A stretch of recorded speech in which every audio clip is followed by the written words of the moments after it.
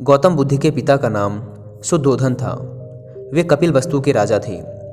बात उस समय की है जब गौतम बुद्ध का जन्म भी नहीं हुआ था। राजा शुद्धोधन की कोई संतान ना थी। इसी कारण संतान प्राप्ति की चाहत में वे सदैव चिंतित रहा करते थे। संतान प्राप्ति की चाहत में ही उन्होंने 2 विवाह किए थे। राजा शुद्धोधन की बड़ी रानी का नाम महामाया और छोटी का नाम प्रजावती था। धीरे धीरे समय गुजर रहा था। राजा शुद्धोधन अब अधेड़ अवस्था से वृद्ध अवस्था की ओर बढ़ने लगे थे। देवी देवताओं की पूजा अर्चना और दान पुण्य भी करने के बाद भी उन्हें संतान का सुख ना मिल सका। समय बीतने के साथ साथ राजा की उम्मीद भी खत्म होने लगी थी। ऐसा लग रहा था जैसे भाग्य के देवता राजा शुद्धोधन से क्रोधित होकर बैठे हैं। तभी तो उनकी श्रद्धा और निष्ठा भी कोई रंग ना ला सकी थी। अब राजा की चिंता और गहरी चिंता में बदलने लगी थी।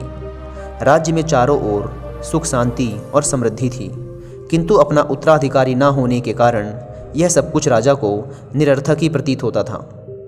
निसंतान होने का दुख राजा शुद्धोधन को ही नहीं, रानी महामाया और रानी प्रजावती को भी था।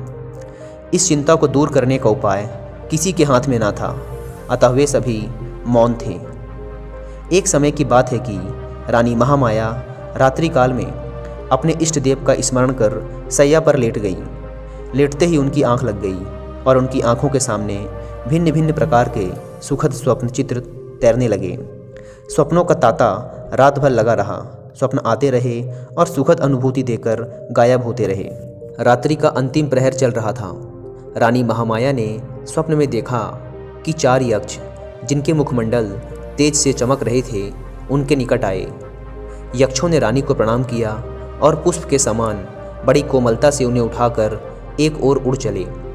जिस वायुमंडल से होकर यक्ष रानी को लेकर उड़ रहे थे, उसमें बड़ी ही मनमोहक सुगंध फैली हुई थी। इस भीनी भीनी सुगंध ने रानी के मन को प्रफुल्लित कर दिया।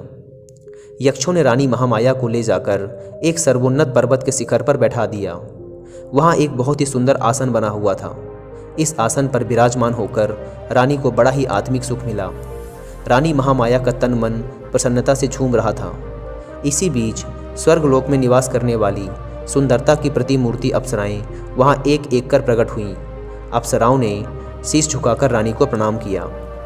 देवी, एक अप्सरा रानी से बोली, आपके स्नान का समय हो चुका है, कृपया स्नान के लिए प्रस्थान कीजिए। रानी कुछ ना बोली, उठकर उनके साथ चल दी। अप्सराएं रानी को ले मंगल गीत गाती हुई एक सरोवर के पास पहुंची। सरोवर अत्यंत सुंदर था और उसमें श्वेत कमल पुष्प शोभामान थे। अप्सराओं ने रानी को ले जाकर सरोवर के मध्य खड़ा कर दिया और मलमल कर स्नान कराने लगी। सरोवर का जल रानी के शरीर पर पड़ते ही उनकी काया कंचन जैसी हो गई। इस दिव्य जल के स्नान से रानी का शरीर भी अप्सराओं के समान ही सुंदर हो गया। रानी महामाया आश्चर्यचकित होकर अपने रूप सौंदर्य को निहार रही थी। दिव्य जल से स्नान करने के बाद उनकी काया अत्यंत कामनीय और सुंदर हो गई थी। शरीर पर पड़ी झुर्रियाँ भी पूरी तरह से मिट चुकी थी। ऐसा लग रहा था जैसे मानो रानी के जवानी के दिन वापस आ गए हों। रानी फिर से एक बार जवान सी लग रही थी। उनका मन एकदम मुदित और शांत था। स्नान के बाद अप्सराओं ने रानी को अत्यंत सुंदर और बहुमूल्य वस्त्र पहनाए। भिन्न भिन्न प्रकार के आभूषणों से उनका श्रृंगार किया। इसके बाद अप्सराएं रानी को एक श्वेत मरमर महल में ले गई। विभिन्न प्रकार से उनका स्वागत सत्कार किया गया। एक अप्सरा अपने हाथों में दिव्य सामग्री से भरे भोजन की थाल लेकर प्रकट हुई। उस भोजन से स्वादिष्ट सुगंध उठ रही थी। उसने उस भोजन को रानी के समक्ष प्रस्तुत किया। जब रानी ने उसका स्वाद चखा तो उसका तनमन आनंदित हो उठा। दिव्य भोजन खिलाने के बाद अप्सराएं रानी को महल के दूसरे कक्ष में ले गई। उस कक्ष में एक पुष्प सेज सजी हुई थी। अप्सराओं के आग्रह पर रानी पुष्प सज्जित सेज पर विश्राम करने लगी। उस सेज के सामने ही रानी को एक स्वर्ण शैल और उस पर मंडराता सुंदर हाथी अपने अत्यंत निकट आता हुआ प्रतीत हुआ। हाथी ने कमल के पुष्प से रानी के दाएं अंग पर धीरे से प्रहार किया और फिर छोटा और छोटा होता हुआ एकदम बहुत छोटा हो गया और एकाएक रानी के गर्भ में जाकर समा गया। रानी ने भय और आश्चर्य से तुरंत अपनी आंख खोल दी। अब रानी को पता चला कि वह स्वप्न देख रही थी। बड़ा ही आश्चर्यचकित कर देने वाला और सुखद स्वप्न था।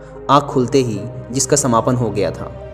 जब राज ज्योतिषी ने स्वप्न के फल की गणना कर बताया कि उनके यहाँ एक यशस्वी पुत्र रत्न का जन्म होगा, तो उनकी प्रसन्नता की कोई सीमा ना रही। राज ज्योतिषी की घोषणा ने जैसे राजा रानी और प्रजा के ऊपर से चिंता की कालिमा को समाप्त कर दिया था। राजमहल में छाया सन्नाटा धीरे धीरे सिमटने लगा था। ज्यों-ज्यों रानी महामाया का गर्भकाल पूर्ण होने की ओर अग्रसर हो रहा था, त्यों-त्यों राजमहल में प्रसन्नता बढ़ती जा रही थी। अब गर्भकाल लगभग पूर्ण होने को था। उस काल की प्रथा के अनुसार रानी अपने प्रथम शिशु को अपने माता पिता के घर पर ही जन्म देती थी। इसे अत्यंत शुभ माना जाता था। ऐसा ही विचार कर रानी महामाया को उनके माता पिता के पास भेजने की व्यवस्था की गई, ताकि वे अपने प्रथम शिशु को वहीं पर जन्म दे सके। राजा की आज्ञा से एक सुंदर रथ को फूल मालाओं और मोती मणियों से सुसज्जित किया गया। उस रथ में रानी के साथ उनकी प्रिय दासियाँ और परिचारिकाएं भी बैठी थी। रथ के आगे आगे 6 घोड़ों पर सवार योद्धा सैनिक चले और इसी प्रकार पीछे भी घुड़सवार सैनिक चले।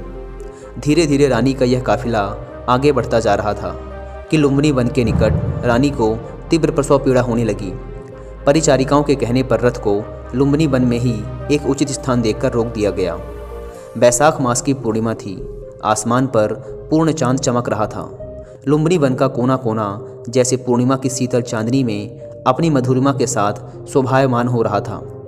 इस बैसाख पूर्णिमा को जैसे सदियों से लुम्बिनी वन में एक महान घटना के घटने की प्रतीक्षा थी, और प्रतीक्षा की घड़ियां धीरे धीरे समाप्त होती जा रही थी। यह घटना ईसा से लगभग 564 वर्ष पूर्व की है, यानी कि आज से लगभग 2500 वर्ष पहले की। रानी महामाया प्रसव पीड़ा से आकुल लुम्बिनी वन में पुष्पों से आच्छादित वृक्ष के नीचे विश्राम कर रही थी, और परिचारिकाएं उनका तरह तरह से ध्यान रख रही थी। प्राकृत द्वारा निर्धारित शुभ घड़ी और शुभ पलों में रानी महामाया ने एक सुंदर स्वस्थ शिशु को जन्म दिया। शिशु के जन्म की शुभ सूचना अभिलंब कपिलवस्तु भेज दी गई। कपिलवस्तु में राजा शुद्धोधन और रानी प्रजावती की खुशी की सीमा न रही। पूरा राजमहल विभिन्न प्रकार के मोतियों, मणियों और दीपमालाओं से सजा दिया गया। राजा शुद्धोधन और रानी प्रजावती ने पुत्र प्राप्ति से प्रसन्न होकर निर्धनों और ब्राह्मणों को खुले हाथों से दान देना प्रारंभ कर दिया। राजा ने अपनी प्रिय पत्नी महामाया और नवजात शिशु को लुम्बिनी वन से कपिलवस्तु बुला लिया। राजमहल में उनका बड़े हर्ष के साथ स्वागत किया गया। एक दिन आसित ऋषि दरबार में पधारे। राजा शुद्धोधन ने ऋषि का यथा योग्य स्वागत सत्कार किया और नवजात शिशु को आशीर्वाद देने का आग्रह किया। राजन, आसित ऋषि बोले, आपके पुत्र का भविष्य बड़ा उज्जवल प्रतीत होता है। आपकी कृपा का फल है। ऋषिदेव राजा शुद्धोधन सिर झुकाकर बोले, आप कृपा करके मेरे पुत्र को आशीर्वाद दीजिए। राजन, यह शिशु आगे चलकर आपके शाक्य वंश का नाम विश्व भर में फैला देगा, और किसी के आशीर्वाद की नहीं बल्कि संसार को इसके आशीर्वाद की आवश्यकता पड़ेगी। इतना कहकर आसित ऋषि ने बालक के सर पे हाथ रख दिया।